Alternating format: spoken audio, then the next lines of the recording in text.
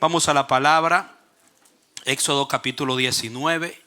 Vamos a continuar en esta noche con la enseñanza sobre las relaciones de pacto.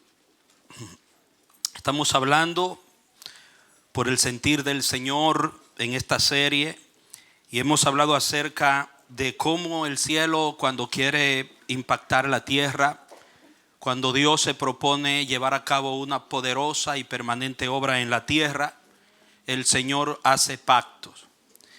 Él establece una relación de compromiso serio y a través de ese compromiso canaliza lo que Él se propone hacer.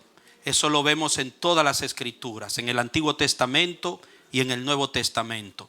De hecho, por eso a la palabra se le llama Antiguo Pacto y Nuevo Pacto, porque tiene que ver con esa relación que fue celebrada, un convenio de Dios con el hombre.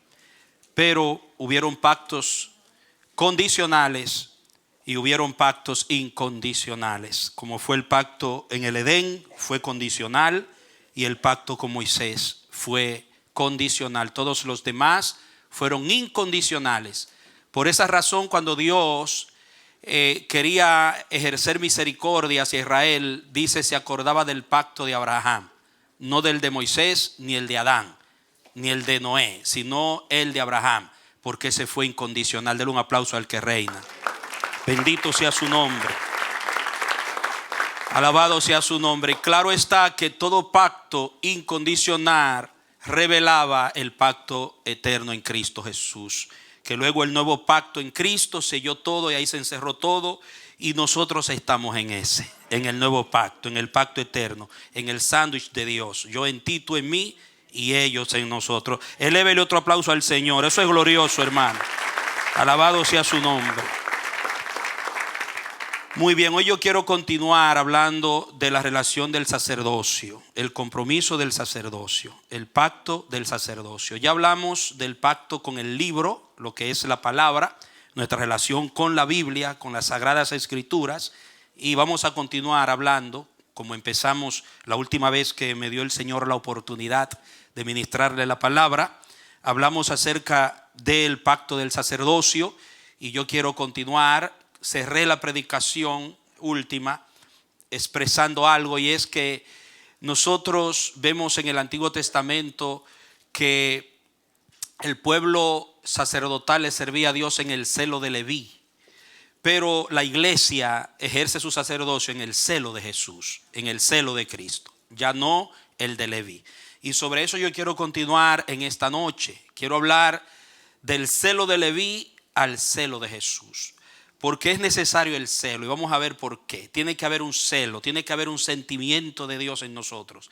Tiene que haber, para poder ejercer un sacerdocio sagrado, real, auténtico y ofrecer sacrificios aceptables a través de Jesús, nosotros necesitamos el sentir de Jesús. Necesitamos el deseo de la gloria de Dios como la tuvo el Hijo. Necesitamos que el dolor cuando se vilipendia y se corrompe, se daña, se profana lo de Dios como lo sentía el Hijo. Y eso es esencial para poder ejercer un sacerdocio legítimo y un sacerdocio aceptable. Cuando hablamos del sacerdocio no podemos dejar de leer como texto base Éxodo 19, verso número 5 al 6. ¿Ya lo tienen? Dice la palabra santa de Dios: ahora pues, si de veras escuchan mi voz y guardan mi pacto, serán para mí un pueblo especial entre todos los pueblos, porque mía es toda la tierra. Y ustedes me serán un reino de sacerdotes y una nación santa. Estas son las palabras que dirás a los hijos de Israel. En esa ocasión estaba hablando a Israel. Pero en el Nuevo Testamento hemos leído en las exposiciones pasadas que Pedro, refiriéndose a la iglesia, le cita este mismo pasaje. Y dice que la iglesia es ese reino de sacerdotes y esa nación santa. También en Apocalipsis, lo veremos más adelante, Juan dice que Él nos redimió para sí, nos compró con su sangre y nos hizo reyes y sacerdotes para Dios. O sea que Dios tenía un sueño, Dios tenía un deseo que no lo pudo conseguir en Israel ni en Leví, pero lo consiguió en Jesús. Y era el sacerdocio universal de todos sus hijos para que cada uno de nosotros personalmente, bajo un compromiso personal, un compromiso que reposa sobre cada uno de nuestros hombros, pudiésemos acercarnos a Dios con libertad y ofrecerle a Él nuestros sacrificios aceptables por medio de Jesús. Amén. Una libertad que solamente el sacrificio de Cristo pudo darnos como iglesia. O sea que ya no es Leví, sino la iglesia en Jesús. Muchas veces llamamos a los hermanos que ministran la alabanza, que cantan y tocan, decimos el ministerio levítico, pero eso es antibíblico, porque ya el ministerio levítico pasó. Todo ministerio, todo lo que le ministra a Dios después del Calvario, después de la resurrección, ya no es levítico. Es un sacerdocio universal de la iglesia en Cristo Jesús. Es el ministerio de Cristo a través del sacerdote o la sacerdotisa, aunque no me gusta utilizar mucho la palabra sacerdotisa por la connotación que tiene en cuanto al esoterismo y a esas cosas, pero a los sacerdotes femeninos, las sacerdotas femeninas. Valga ese término si se permite en la Real Academia. Las sacerdotes femeninas. No sé, creo que no, pero entiéndalo. Permítamelo, por favor. Entonces, es importante entender que toda ofrenda aceptable tiene que ser por medio de Jesús. Dígalo conmigo. Toda ofrenda aceptable tiene que ser por medio de Jesús. Ya no más Leví. Y Hebreos lo dice, amados. Ahora mire, nosotros estamos acostumbrados a escuchar que todo debe darse por medio de Cristo. Eso es verdad.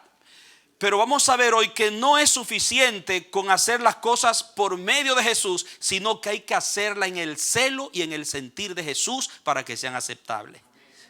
Tienen que hacerse por el Espíritu de Jesús, en el Espíritu de Jesús.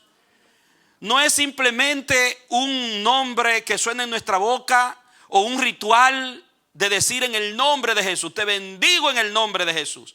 Ahora, usted puede decir 10,000 veces una palabra, entregar un canto, ejercer una acción religiosa en nombre de Jesús, pero si eso no es hecho en el sentir y en el Espíritu de Cristo, de nada vale.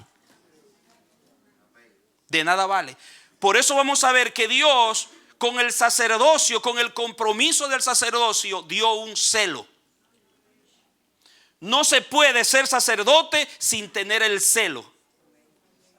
Para poder ejercer un sacerdocio aceptable, real, que llegue al trono, que toque el corazón de Dios y que mueva a Dios, que le agrade a Dios, que signifique algo para Dios y que sea afín con Dios, tiene que ser elevado en el celo de Dios, en el sentir de Dios, por medio de Jesús. Porque solo el Hijo tiene y transfiere el celo del Padre.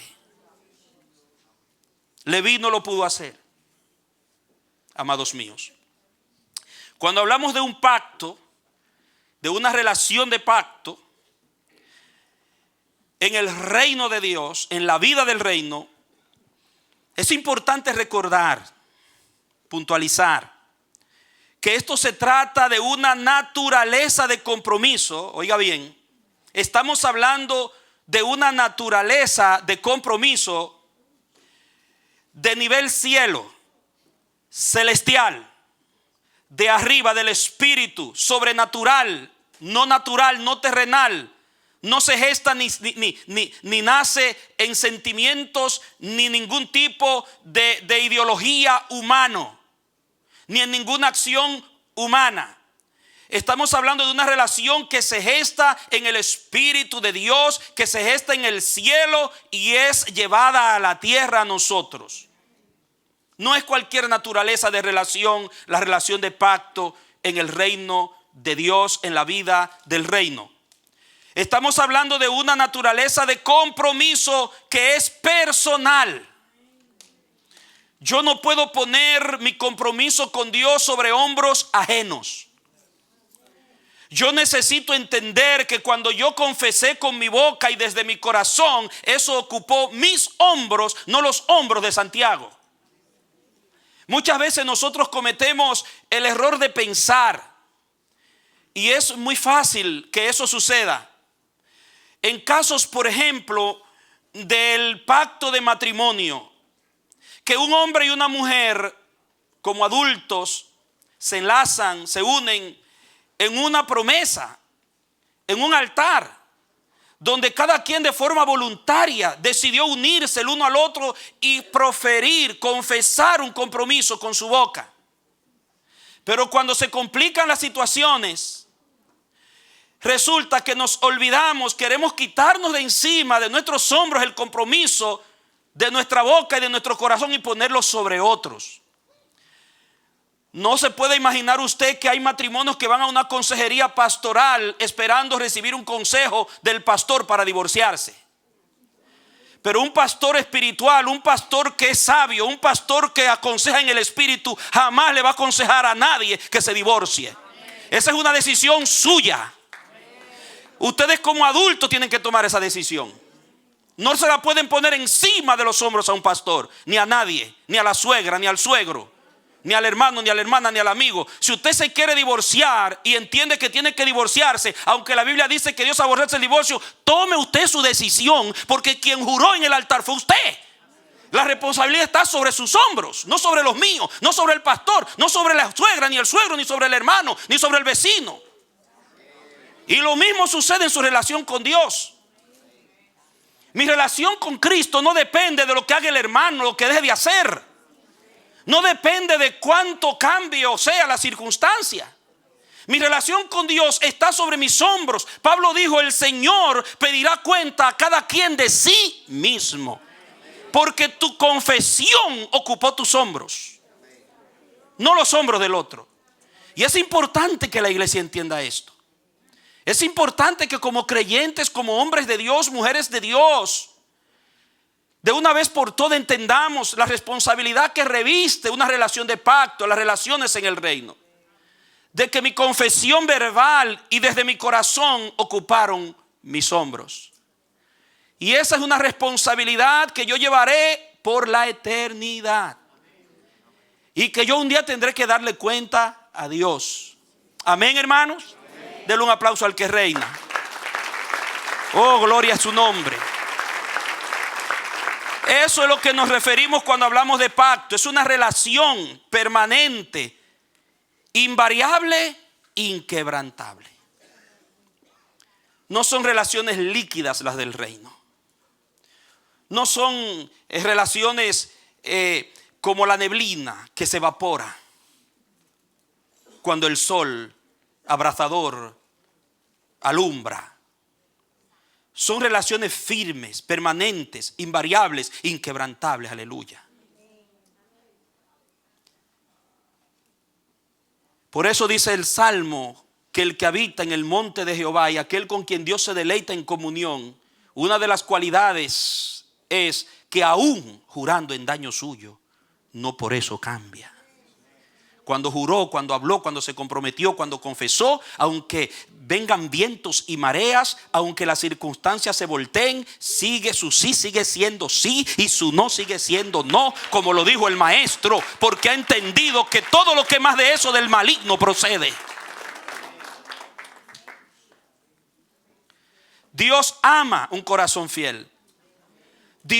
A Dios le ministra, al Padre le ministra y le adora a una persona que mantiene su compromiso, honra su compromiso y hace lo indecible por mantener su compromiso.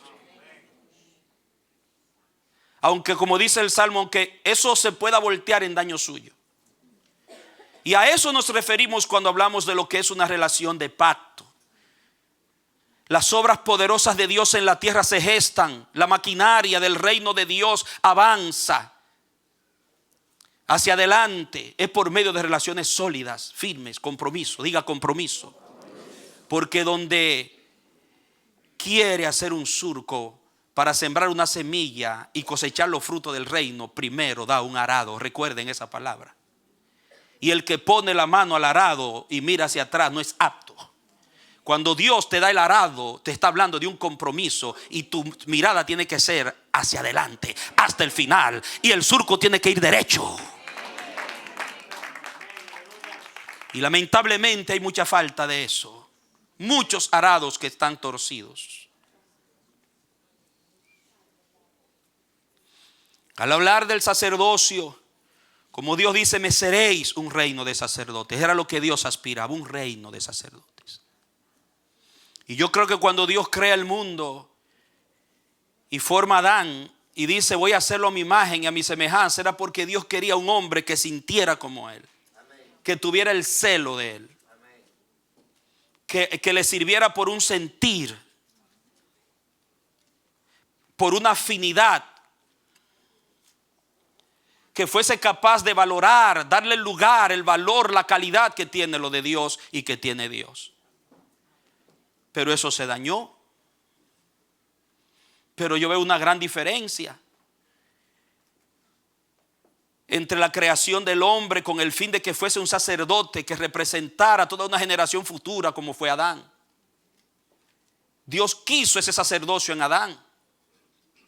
No lo tuvo. Luego quiere restaurarlo a través de Leví. Tampoco lo tuvo. Pero gloria a Dios que el Hijo sí se lo dio. Y aquí estamos nosotros, aleluya. Por eso está la iglesia. La iglesia es el logro. La iglesia le cumple el sueño a Dios. La iglesia es la única en la tierra que le puede ministrar a Dios y darle los sacrificios aceptables por medio de Jesús. Nadie más puede hacerlo, porque la iglesia tiene el celo, la iglesia tiene el espíritu del Hijo, la iglesia tiene el corazón del Hijo. A la iglesia le ha sido dada el sentir del Hijo. ¿Cuántos son iglesia? Pues tú sientes como Jesús.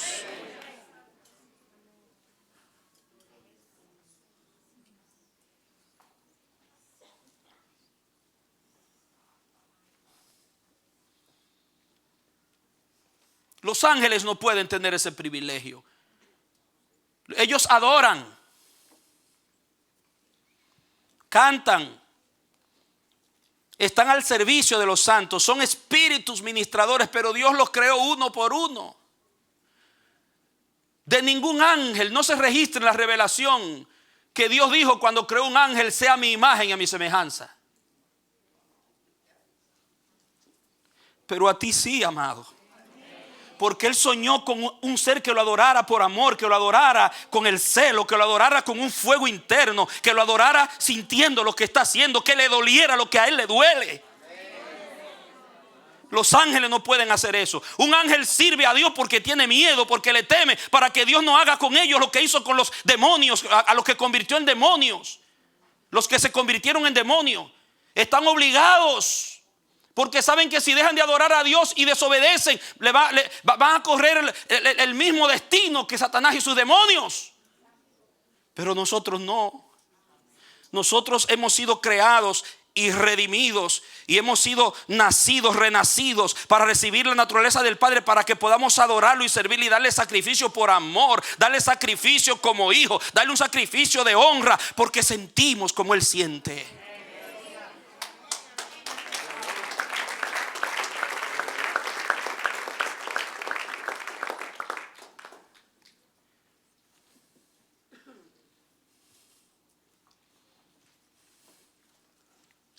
Muévete conmigo a Malaquías.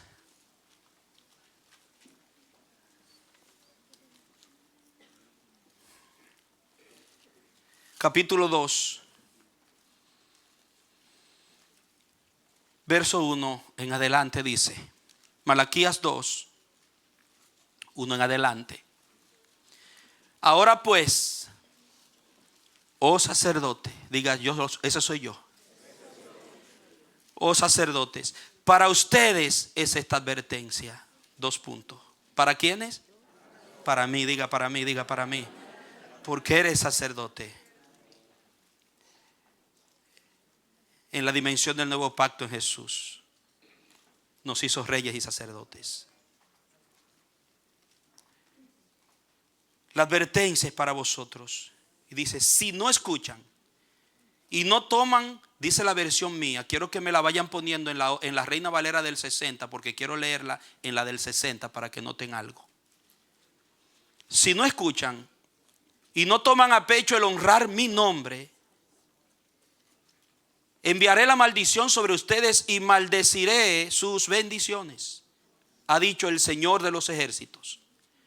Y las he maldecido ya, porque ustedes nada toman a pecho, dice esta versión. Dice la Reina Valera del 60, si no oyereis y no decidís de corazón, note ahí, y no decidís de corazón dar gloria a mi nombre, ha dicho Jehová de los ejércitos, enviaré maldición sobre vosotros y maldeciré vuestras bendiciones, y aún las he maldecido, porque no os habéis decidido de corazón. Oiga, ¿cuál es la causa por la que Dios va a convertir, va a cambiar, va a trocar las bendiciones que dan los sacerdotes? Porque solo un sacerdote tenía el derecho a bendecir en el nombre. Por eso usted y yo podemos decir Dios te bendiga, porque somos sacerdotes, aleluya. Estamos conectados al nombre, nos pertenece la herencia del nombre a través del Hijo. Pero una bendición no consiste en simplemente pronunciarla, Dios te bendiga. Tiene que nacer del sentir, del celo. Tiene que nacer de un corazón afirmado en Dios. Tiene que nacer desde la sinceridad. Eso tiene que arder en tu pecho, aleluya. La razón por la que la maldición va a ser trocada, la bendición va a ser trocada en maldición, es porque ustedes no están honrándome de corazón. Ustedes no me están sirviendo con el celo original. Ustedes no me están dando los sacrificios que yo merezco con el sentimiento que es afín con el mío.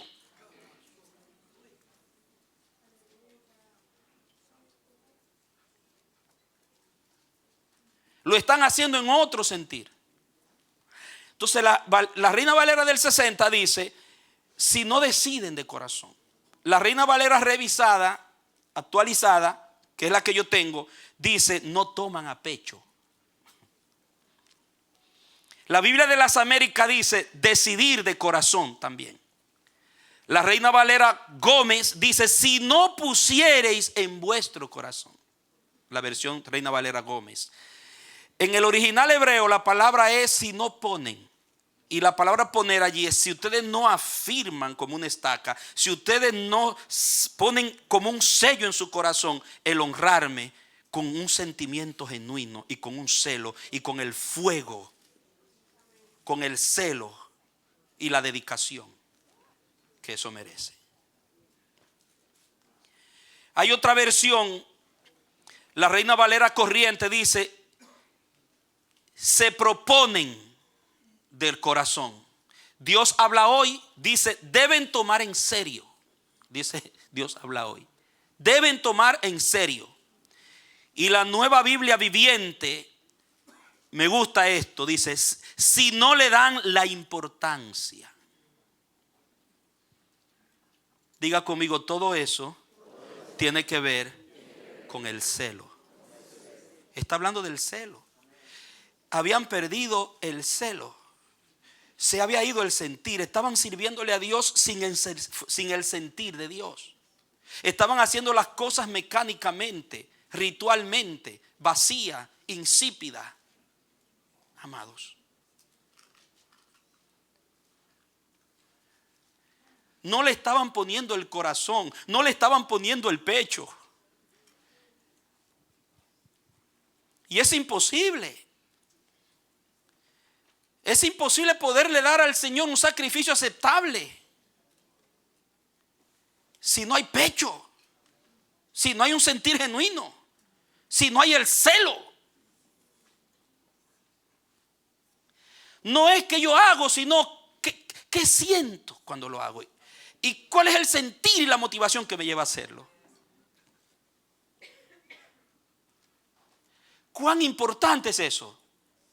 ¿Cuán santo es eso? ¿Cuán caro es eso? ¿Cuán valioso es eso? ¿Cuán honroso y digno es eso? ¿Cuánta trascendencia tiene eso? Ellos se habían olvidado. Hermano, mire conmigo en Tito 2, 13 y 14. El plan, cuando Dios se propone levantar un pueblo de todas las naciones, ya no solo Israel, sino todos los creyentes de toda lengua, tribu y nación en el Hijo, en Jesús. Dice Pablo, cuando le escribe a Tito el pastor, le dice: aguardando la esperanza bienaventurada y la manifestación gloriosa de nuestro gran Dios y Salvador Jesucristo, quien se dio a sí mismo por nosotros para redimirnos de toda iniquidad y purificar para sí, ¿qué? Un pueblo propio, como celoso de buenas obras. O sea, Dios no buscaba un pueblo que simplemente hiciera buenas obras. Él quería un pueblo celoso en hacerlas. Ahora, uno se pregunta al leer esto en este contexto del sacerdocio, porque ahí está hablando del sacerdocio. Eso es Éxodo 19, 5 y 6. Eso es Primera de Pedro 2, 9. En Tito estaba mostrado de otra manera, pero es lo mismo. Para purificar para sí un pueblo propio, celoso de buenas obras. O sea que si tú y yo no somos celosos en servirle a Dios, si nos falta el celo de Dios en lo que hacemos para Dios, hay algo que está muy mal.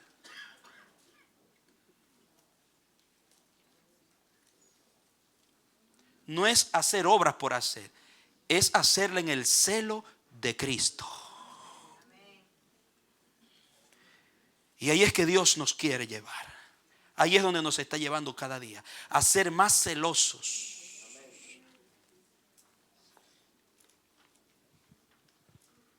A no hacer las cosas de Dios por hacerlas. A no considerar a Dios y lo de Dios como algo banal, esporádico, para salir del paso. Tiene que elevarnos a un mayor sentido y a un sentimiento genuino.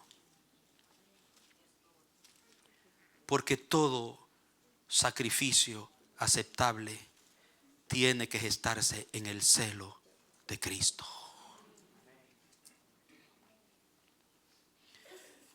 ¿Qué tipo de pueblo quiere Él que seamos? Un pueblo celoso. Amanecer de la esperanza. Dios te levantó para ser un pueblo celoso por el nombre y la honra del nombre. Nunca debes olvidarlo.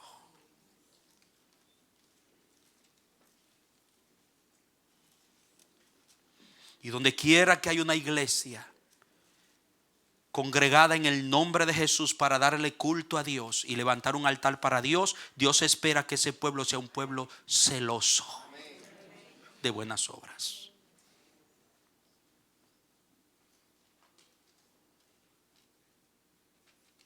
Ese es el sacerdocio, ese es el compromiso. Diga: en el compromiso viene un celo. Es difícil, es una utopía tratar de cumplir en este asunto si no hay el celo. Porque en nuestro sentir no podremos cumplir. Muchos de ustedes, para poder llegar al culto en esta noche, tuvieron que ser traídos por el celo, no por su fuerza física, no porque tenías el tiempo, no porque no tenías otra cosa que hacer. Fue el celo que te trajo.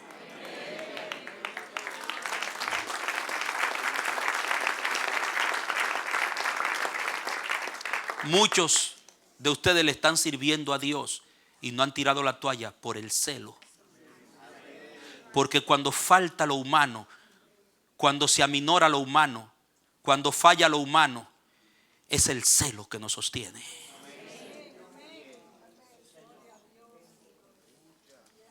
Eso fue lo que llevó a Jesús al Gólgota. Y lo llevó a cumplir y a decir: consumado es. El celo. Un sentimiento humano, una emocioncita humana se acaba en el camino. Pero el celo de Cristo es invencible. El celo de Cristo franquea todos los mares. El celo de Cristo cruza las montañas. El celo de Cristo nos lleva más allá de nuestras posibilidades, para darle al Padre lo que a Él le agrada, para darle al Padre lo que Él quiere, para darle al Padre el honor que Él merece.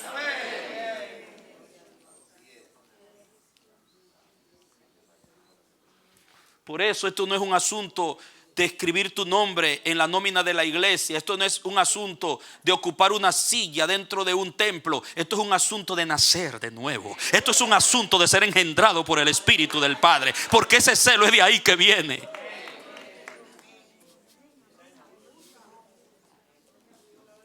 Si no naciste, no podrás servirle con el celo, porque tu emoción se acaba. Tus fuerzas se acaban.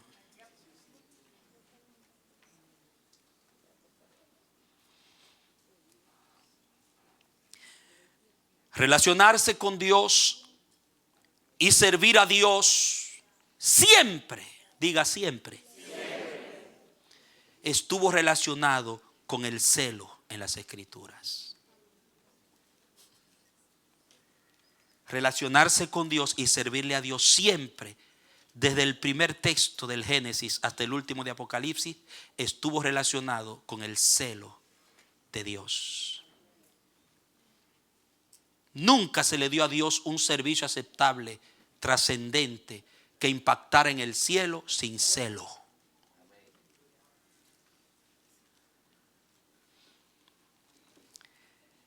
Primero yo veo que hubo un profundo y ardiente celo por Dios y lo de Dios. Ponme ahí Primera de Reyes 19:14, por favor. Miren eso. Primera de Reyes 19:14. Mire, él respondió: he sentido un vivo celo. He sentido un vivo celo por Jehová, Dios de los ejércitos, porque los hijos de Israel han dejado tu pacto. ¿Qué dejaron? Tu pacto, rompieron el compromiso, han derribado tus altares y han matado a espada a tus profetas. Y solo yo he quedado y me buscan para quitarme la vida. ¿Qué fue lo que hizo que Elías quedara fiel cuando ya todo el mundo no lo estaba? El celo. Un vivo, diga un vivo celo. Un vivo celo. Diga, el vivo celo me mantiene vivo en la vida del reino, en servirle a Dios, en honrar a Dios. Aunque hayan Jezabeles, aunque hayan Acabs, aunque hayan profetas traicioneros, aunque muchos dejen el camino, lo que me va a mantener estable, firme, es el celo de Dios en mí. Oh, gloria. La unción del Espíritu de Cristo estaba en Elías. El Espíritu del Hijo estaba en Elías. Y flaqueó, se tambaleó, pero nunca se rindió ni entregó. Hasta se encuevó. Porque a veces, hermano, no lo podemos negar. Uno a veces se encueva también. Pero viene el Espíritu y te levanta el celo otra vez.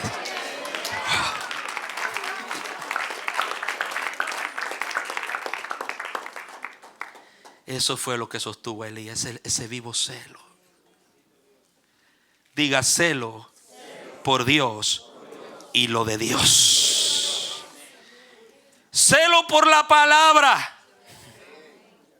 Salmo 119, 138 al 139. Mire qué poderoso.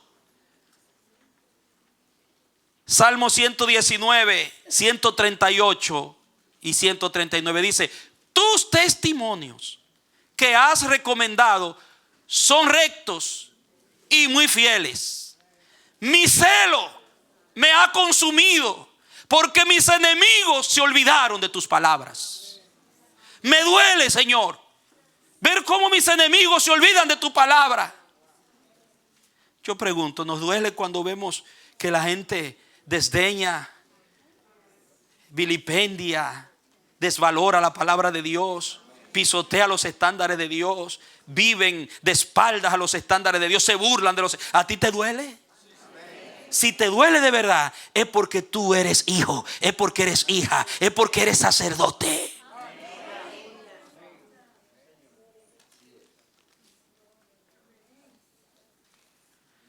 Si yo me llamo hijo, soy un sacerdote de Dios, una sacerdotisa de Dios, y yo veo que a mi alrededor están pisoteando los estándares y se están burlando de mi Dios, y yo no me siento mal, eso no me causa una cosa por dentro, un dolor, tengo que revisarme. Si lo que hago es aplaudirlo, reírme con ellos también, y entonces hay algo hay algo que está mal, muy mal.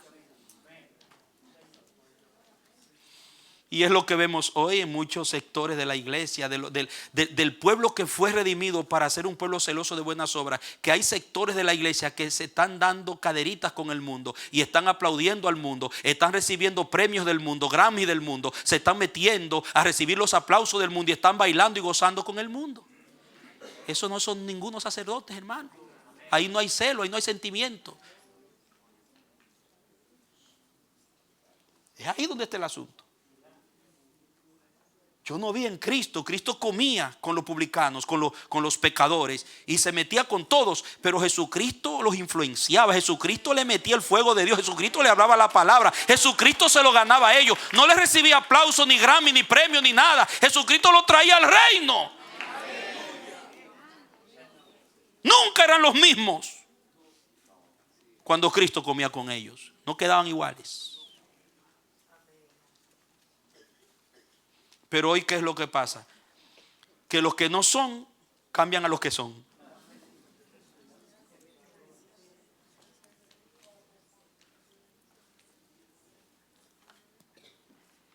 Dice, yo sentí mi celo. ¿Qué fue lo que hizo que él se consumiera y sintiera ese fuego por dentro? Que él veía cómo trataban con la palabra de Dios santo. Este libro tú no lo vas a amar, tú no lo vas a vivir, no lo vas a predicar, no lo vas a compartir, no lo vas a testificar si tú no tienes el celo de Dios. Tú vas a leer el Salmo 91, el 23, el Salmo tal, el Salmo de esto, es por motivaciones equivocadas, pero no por honra y por obediencia a Dios. Entonces, celo por Dios y lo de Dios, celo por su palabra. Pero mire qué tremendo, celo por la casa de Dios. ¿Cuánto tienen celo por la casa de Dios? Hermano, en las escrituras, mire el Salmo 69:9. Salmo 69:9. Mire qué tremendo.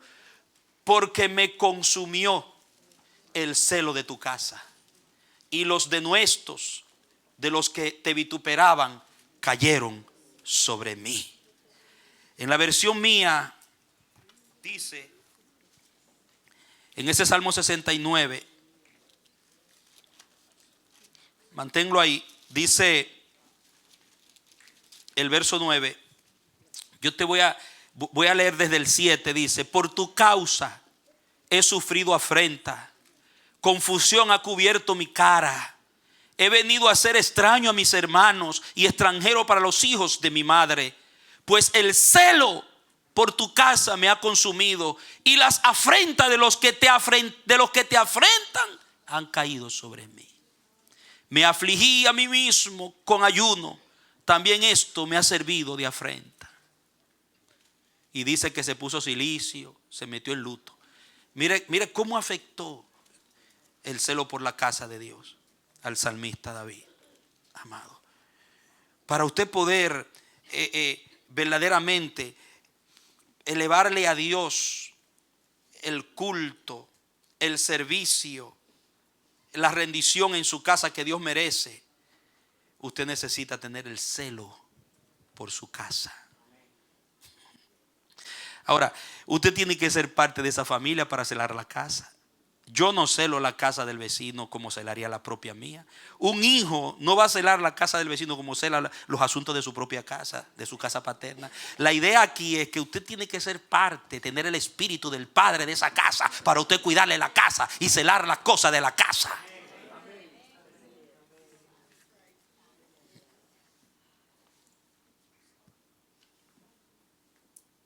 Si usted ve que la casa de Dios anda manga por hombros, como decimos en mi tierra, que la gente va perdiendo el fuego, va perdiendo la pasión, la devoción por las cosas de Dios y la casa de Dios, que comienzan a llegar tarde, del descuido de la casa, se arma el desorden, todo está por y usted se queda igualito, como nada está pasando. Entonces no hay celo por la casa.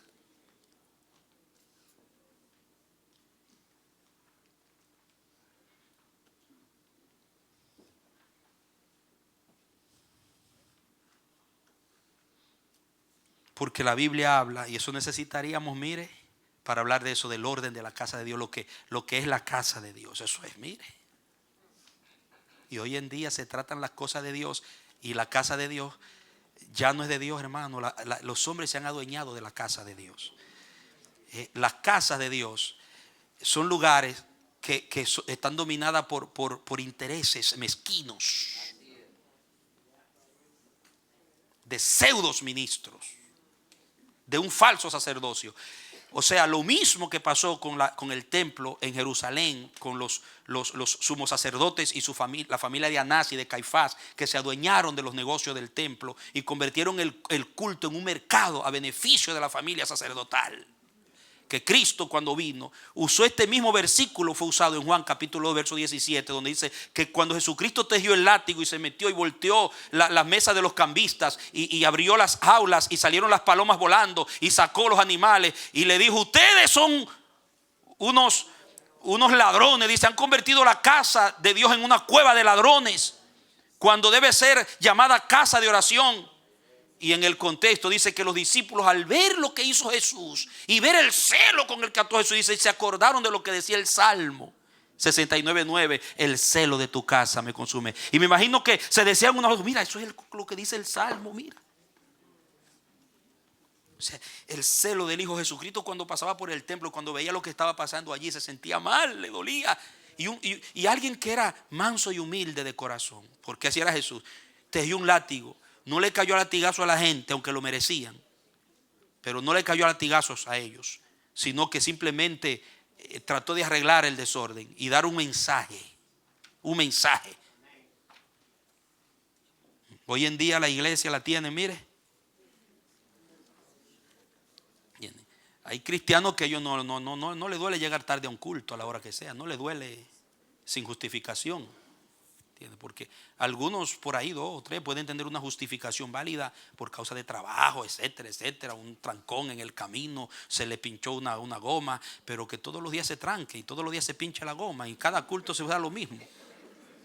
No le importa. Hay creyentes que dicen: no, el culto es muy largo, yo voy después de la alabanza. Hermano, usted tiene que revisar si usted es nacido de Dios.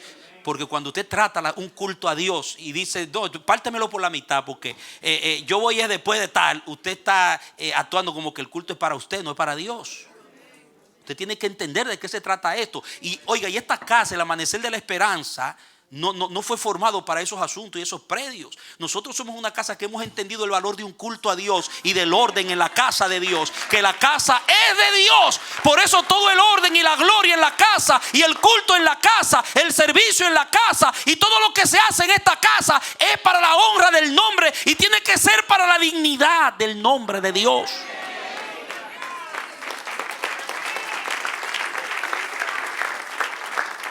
Y no me venga a decir que eso es legalismo, porque usted no ha entendido lo que es el celo entonces.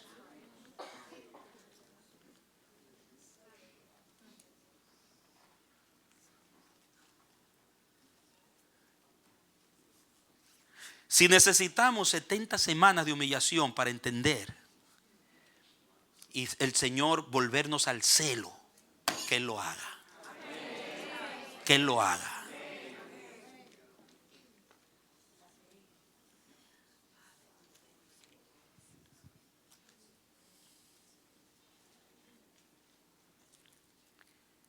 Celo por la casa. celo por la iglesia, la congregación de los santos, los creyentes. Hermano, miren lo que dice 2 de Corintios 11, verso 1 y 2. 2 de Corintios 11 dice: ojalá me toleráis un poco de locura. Sí, toleradme, porque os celo con celo de Dios, dice Pablo a la iglesia de Corintios, viendo lo que estaba pasando con esos creyentes. Dice: yo les hablo así, yo me porto así con ustedes. Ustedes ven cómo yo soy. Es porque yo les celo con celo de Dios. Hay un fuego en mí por ustedes. Y ese era el fuego de Cristo. Lo mismo que sentía Pablo era lo que Dios sentía por esa iglesia de él. Era lo que Cristo sentía. Usted se imagina lo que siente Jesús y lo que siente el Padre cuando ve su pueblo cómo está, los creyentes cómo andan. Entonces nosotros los ministros, los pastores, sacerdotes de Dios, tenemos que ser invadidos por ese celo del que habla Pablo, por la iglesia, para poderla apacentar con el corazón del Padre y con el sentimiento de Cristo. Llevarla a Dios. Os celo con celo de Dios, pues os he despojado con un solo esposo para presentaros como una virgen pura a Cristo. Pero lo que llevaba a Pablo a trabajar como trabajaba, a edificar la iglesia, a cuidar los santos y a hablarle como les hablaba y a tratar como trataba con las cosas de Dios con los santos, era ese celo, hermano. Había en su pecho estaba eso. Lamentablemente hoy en día muchos ministros, lo que está en su pecho no son las ovejas, sino la lana y la leche. Pero las ovejas y la gloria de Dios en las ovejas no es eso.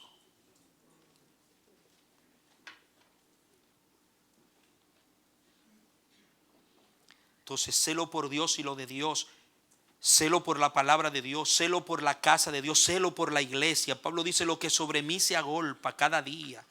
En el 11:28 del mismo 2 de Corintios, miren, el 11:28, palabra de Dios, amados. Dice: y además de otras cosas, lo que sobre mí se agolpa cada día, la preocupación por todas las iglesias.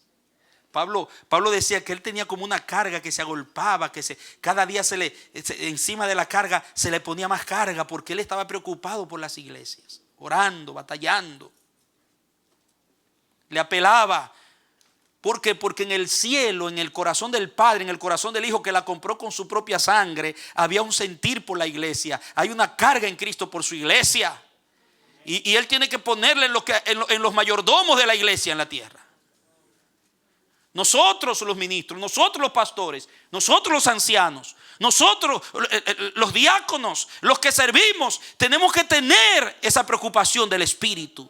No una carga ajena, una carga extraña, una carga carnal de nosotros. No, es la de Cristo por la iglesia. Celo por todos lados. Nunca Dios pudo obrar, edificar y llevar adelante su propósito si no fue por medio de vasijas celosas, sacerdotes celosos. Amado. ¿Y por qué? ¿Por qué? Pregunté yo al Señor.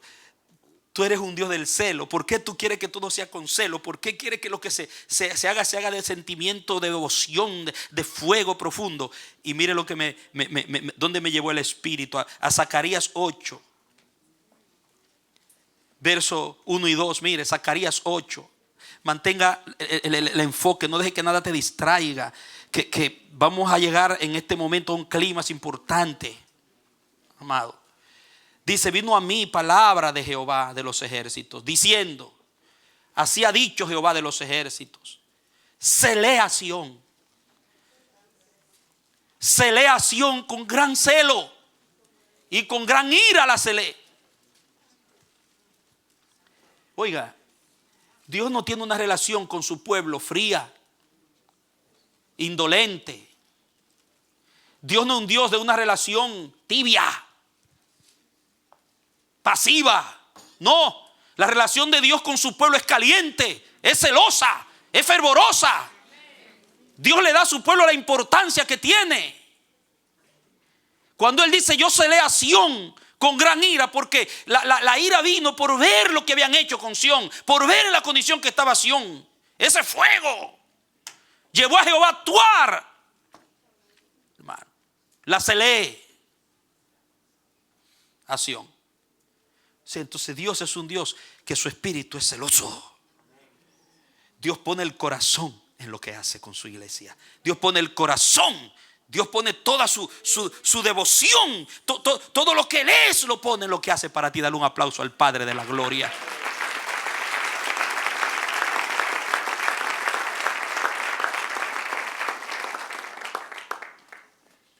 El verso 7, mira el 7. Así ha dicho Jehová de los ejércitos: he aquí, yo salvo a mi pueblo de la tierra del oriente y de la tierra donde se pone el sol. El 8. Y los traeré y habitarán en medio de Jerusalén y me serán por pueblo y yo seré a ellos por Dios. ¿Cómo? En verdad y en justicia. La versión mía dice: seré para ellos un Dios fiel. Voy a tener una relación en fidelidad. Está hablando de la restauración del pacto. Pero ¿qué es lo que va a hacer eso? Diga: el celo. El celo. Dios, un Dios fervoroso, amoroso, ardiente. Por eso le decían el Dios viviente. Viviente. No es el Dios frío. El Dios moribundo. El Dios desanimado. Dios viviente.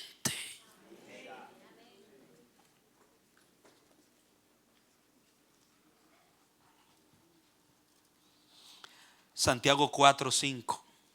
Cuando la iglesia estaba coqueteando con el mundo entre dos aguas. Santiago 4:5 dice: ¿o pensáis que la escritura dice en vano?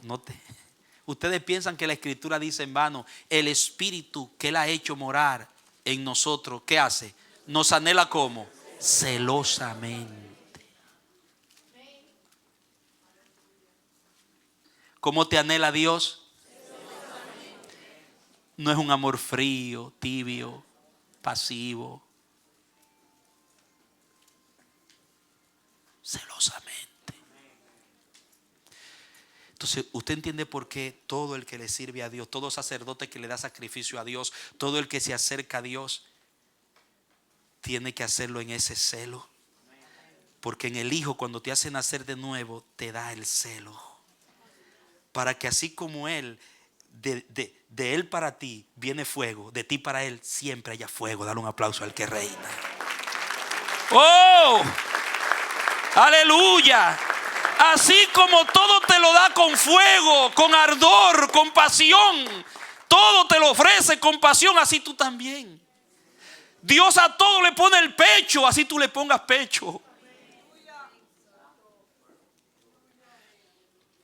El día que Juancito, Juan Pablo, Elizabeth, los que tocan, los bajistas, se le apaga el fuego, no deben tocar esos instrumentos.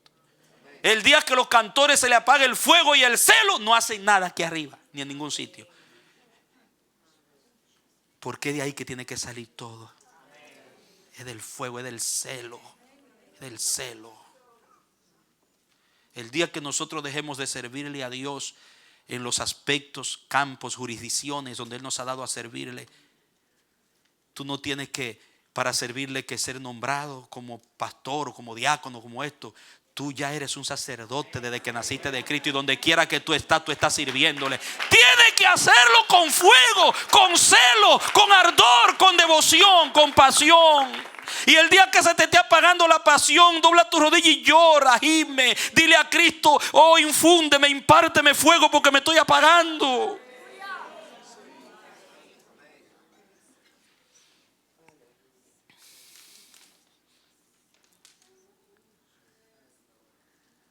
Aleluya.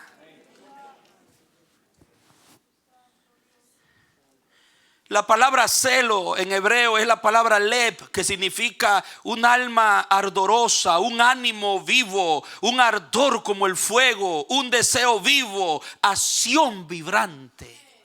Para eso se utilizaba ese término, para hablar de una acción vibrante, de un fuego vivo. Cuando se alababa a Dios, que se hacía con dinámica, con energía. Cuando se le servía a Dios con energía. Cuando el sacerdote ministraba, que las campanitas se estaban moviendo. Ahí adentro estaba en el fuego, en el celo. El sacerdote ministraba en el celo. Oh, santo, aleluya. Yo se lo estoy diciendo y me lo imagino. Vi un cuadro del sacerdote en el Santísimo. Ay, santo. Por eso donde quiera había lámpara encendida, donde quiera había fuego. Ay, santo. Donde quiera había fuego ahí adentro en el Santísimo. Por eso Moisés, cuando estuvo con el Señor, bajó con el rostro y le centelleaba.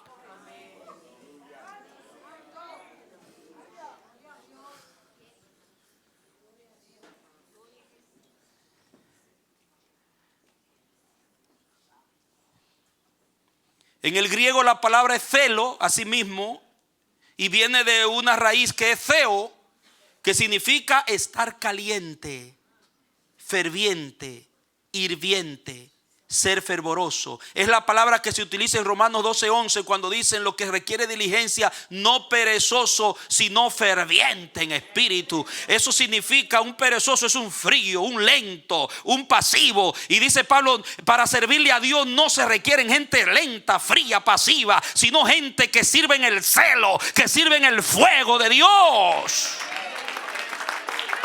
Aleluya. Oh, esto tiene que ver con un sentimiento, tiene que ver con una pasión celestial, espiritual, tiene que ver con una devoción ardiente y celosa. Por eso, amado, en el ministerio sacerdotal, en el servicio a Dios, en los sacrificios, no hubo un sacrificio sin fuego. Dilo conmigo, no hubo un sacrificio elevado sin fuego. En todos había fuego.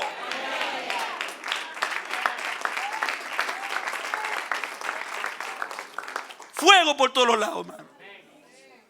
Aún en el aposento alto, cuando los 120 recibieron el derramamiento de la promesa, dice que habían lenguas encendidas sobre sus cabezas. Era el celo de Dios que vino sobre ellos. Pedro sacó la espada en el celo de él cuando la sacó. Pero cuando sacó la espada del Espíritu después del Pentecostés, no era en el celo de él, era en el celo de Dios.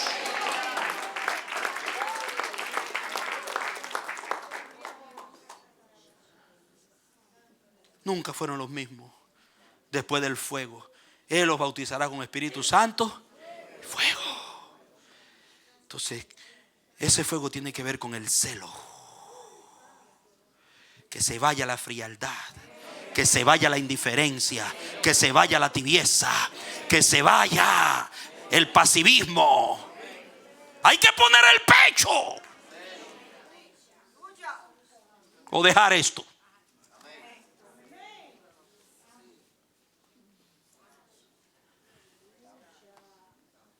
Fuego por todos los lados. Saulo,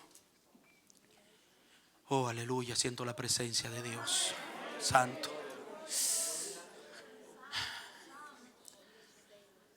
Saulo dice: yo, en cuanto a celo, perseguidor de la iglesia.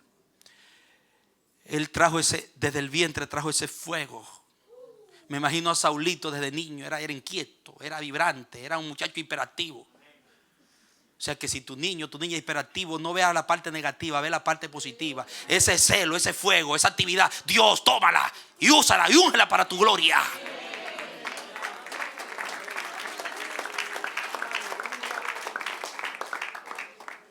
Yo era inquieto cuando muchacho, hermano. Inquieto. Yo siempre estaba inventando, siempre estaba corriendo, siempre estaba haciendo. Y hasta que me entendí por qué era que Dios me hizo así. A mí me daban una bandeja de aguacate para irla a vender por el barrio y en media hora ya estaban todas vendidas, hermano. Mi tía hacía los conconetes y yo en una hora le vendía todos los conconetes. Y ella no se explicaba cómo. Bueno, la bendición de Dios ya estaba sobre mí. Hermano. Pero era Dios, me hizo nacer con ese fuego, con ese hiperactivismo que yo tenía, porque me iba a usar para el celo de su obra. Saulo, lo que pasó es que el diablo agarró el celo y él perseguía a la iglesia. Pero cuando Dios agarró ese celo y lo convirtió y le metió su espíritu,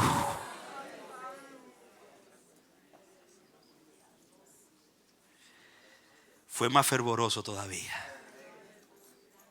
Todavía, ya preso allá, casi a punto de que le arrancaran la cabeza, está pidiendo: tráeme los libros, los pergaminos, el capote que dejé allá.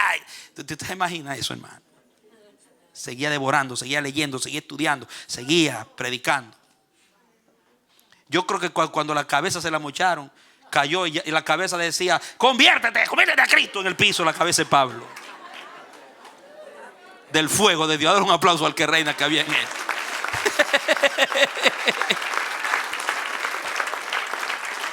Aleluya. Aleluya.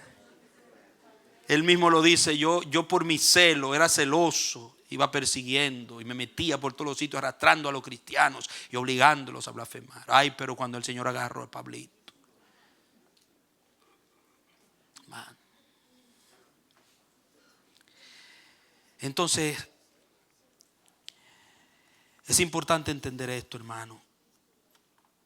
Voy a dejarlo aquí porque el domingo, si Dios me da la gracia, voy a continuar con esto. Voy a meterme en unos caminos que prefiero dejarlo. Pero es importante entender. Escuche bien esto. Diga: del celo de Leví al celo de Jesús. Si en Leví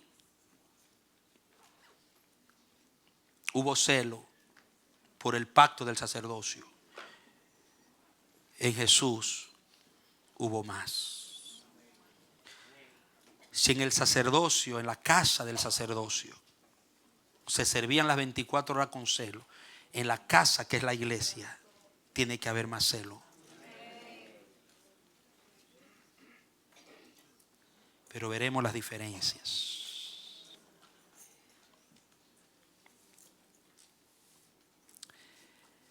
Leyendo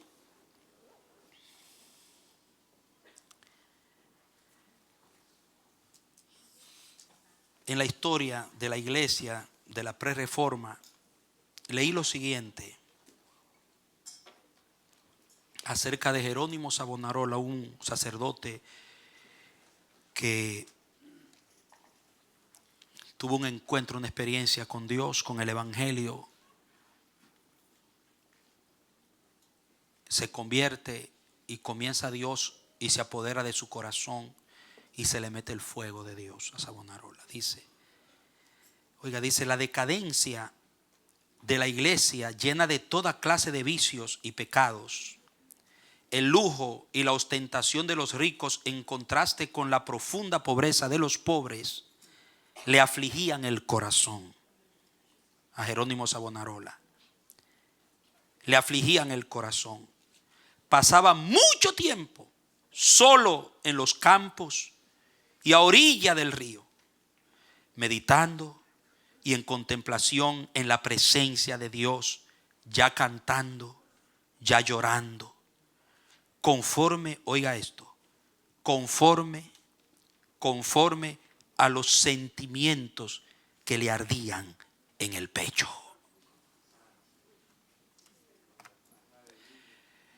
Lo que hacía que Jerónimo Savonarola, aún habiendo recibido del conde de Médici,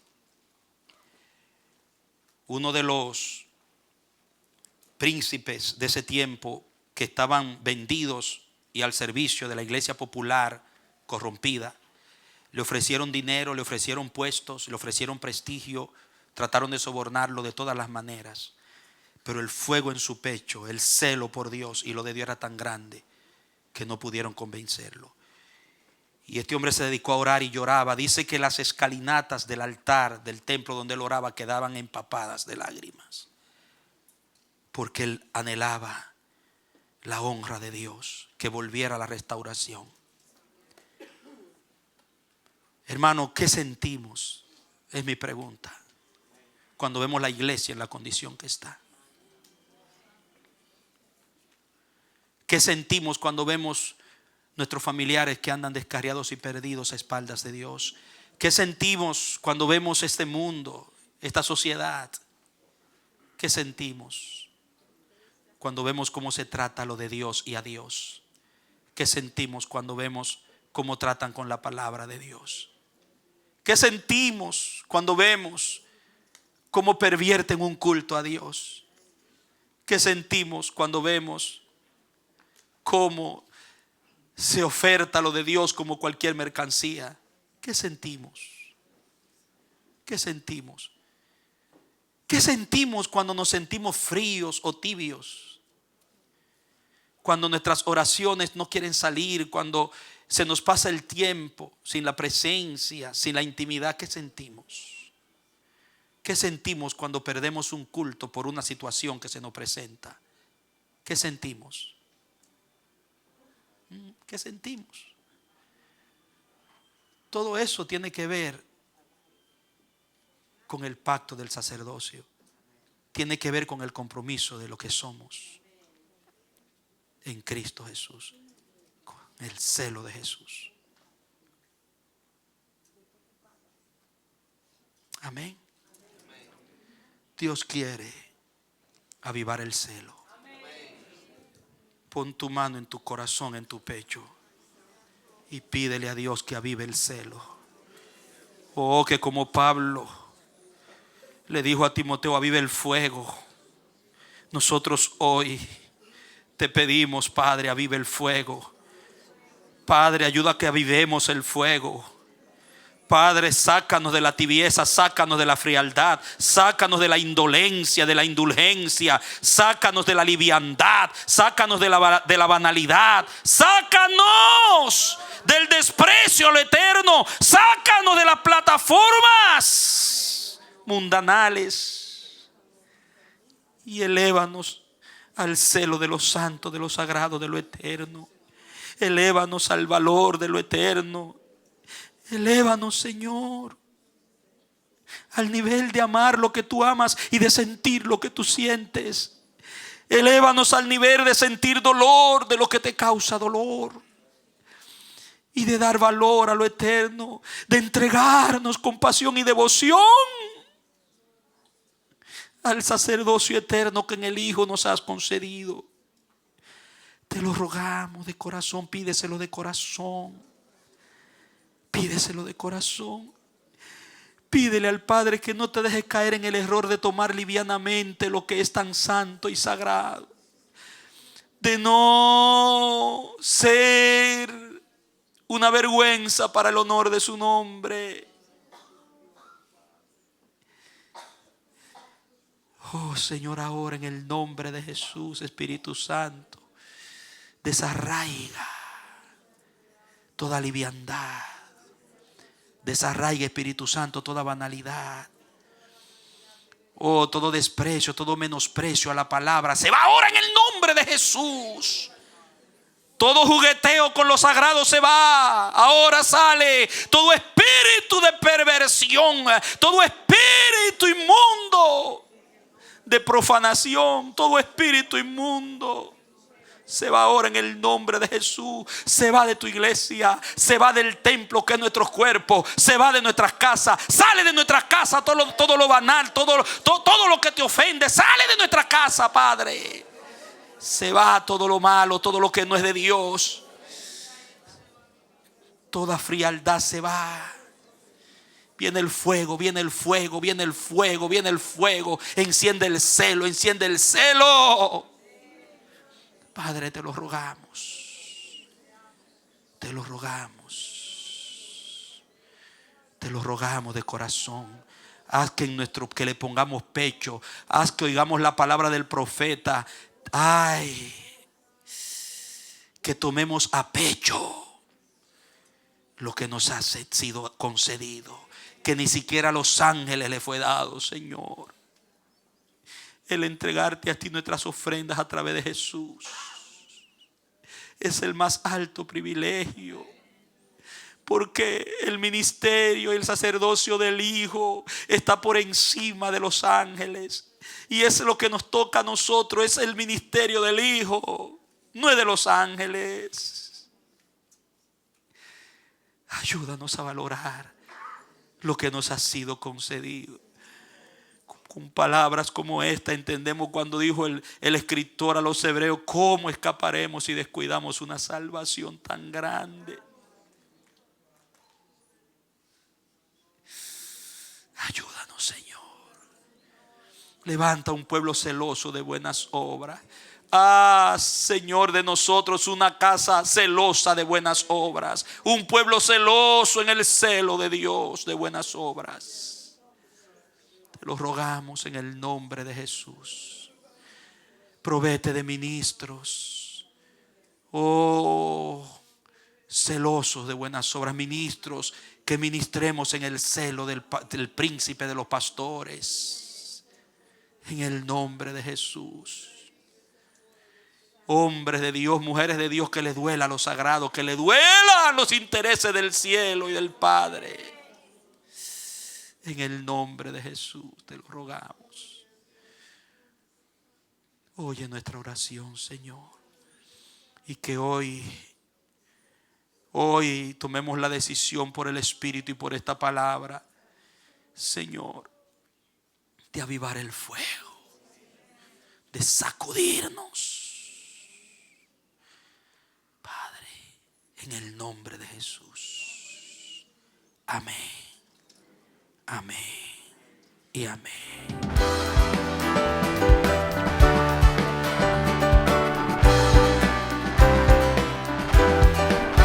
Este ha sido su programa Voz de Restauración. Si desea comunicarse con nosotros, escríbanos al P.O. Box 70, Bronx, New York 10473. O visita nuestra página web www.elamanecer.org. Nos despedimos hasta la próxima. Que Dios te bendiga.